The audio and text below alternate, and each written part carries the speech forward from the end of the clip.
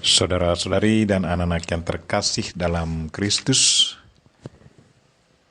dari Novisiat SVD Kubur Ruteng Manggarai Flores NTT, saya Pastor Freddy Jahadin SVD menyampaikan ucapan selamat jumpa lagi lewat siraman rohani.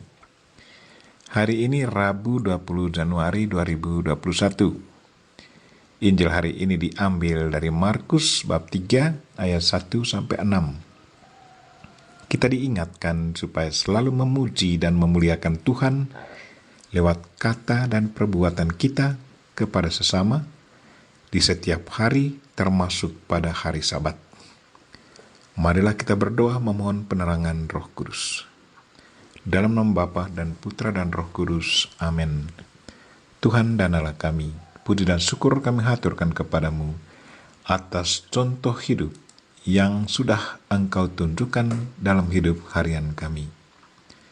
Tuhan, gerakkanlah hati kami untuk selalu wujud nyatakan iman dan kasih kami kepadamu lewat sesama kami dalam hidup setiap hari, termasuk pada hari Sabat atau hari Tuhan. Tuhan, utuslah Roh Kudus-Mu, terangilah pikiran dan hati kami, agar sabdamu yang akan kami dengar dapat kami pahami dengan baik, dan isi pesan-Mu dapat kami hayati dan amalkan dalam hidup harian kami. Doa ini kami sampaikan dengan perantaran Kristus Tuhan kami. Amin. Tuhan sertamu dan sertamu juga. Inilah Injil Yesus Kristus menurut Markus, bab 3 ayat 1 sampai 6. Dimuliakanlah Tuhan. Pada suatu hari Sabat, Yesus masuk ke rumah ibadat. Di situ ada seorang yang mati sebelah tangannya. Orang-orang Farisi mengamat-amati Yesus. Kalau-kalau ia menyembuhkan orang itu pada hari Sabat, supaya mereka dapat mempersalahkan dia. Kata Yesus kepada orang yang mati sebelah tangannya itu, "Mari, berdirilah di tengah." Kemudian Yesus berkata kepada mereka, "Manakah yang diperbolehkan pada hari Sabat? Berbuat baik atau berbuat jahat? Menyelamatkan nyawa orang atau membunuh orang?" Tetapi mereka itu diam saja. Yesus jengkel karena kedegilan mereka. Dengan marah ia mengumandang sekeliling, lalu berkata kepada orang tadi, "Ulurkanlah tanganmu." Ia pun mengulurkan tangannya, dan sembuhlah seketika. Lalu keluarlah orang-orang Farisi, dan segera bersekongkol dengan orang-orang Herodian untuk membunuh dia. Demikianlah Injil Tuhan, terpujilah Kristus. Saudara-saudari dan anak-anak yang terkasih dalam Kristus, tema renungan kita hari ini ialah pujilah Tuhan lewat kata dan perbuatan. Injil hari ini kembali mengingatkan kita bahwa hari Sabat untuk manusia, bukannya manusia untuk hari Sabat. Kemarin kita sudah mendengar bahwa Yesus membiarkan muridnya memetik dan memakan bulir gandum pada hari Sabat, karena mereka sungguh lapar. Kelaparan kalau dibiarkan pasti akan mendatangkan malapetaka bagi manusia yang mengalaminya. Karena itu, kebutuhan hakikinya, yaitu kebutuhan tubuhnya, harus dipenuhi. Makanan adalah kebutuhan tubuh jasmani manusia.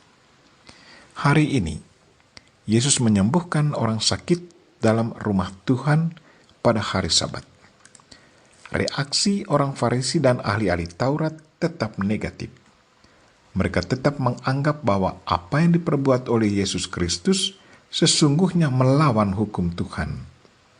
Tetapi menurut Yesus, apa yang dibuatnya sesungguhnya sebagai perwujudan cinta Tuhan. Kesehatan adalah kebutuhan hakiki dari manusia. Kalau manusia mengalami sakit, ia harus disembuhkan agar ia boleh menjalankan tugas yang sudah dipercayakan Tuhan kepadanya. Kesembuhan adalah kebutuhan hakiki dari setiap manusia. Apa yang dibuat Yesus sesungguhnya adalah ungkapan cinta Tuhan.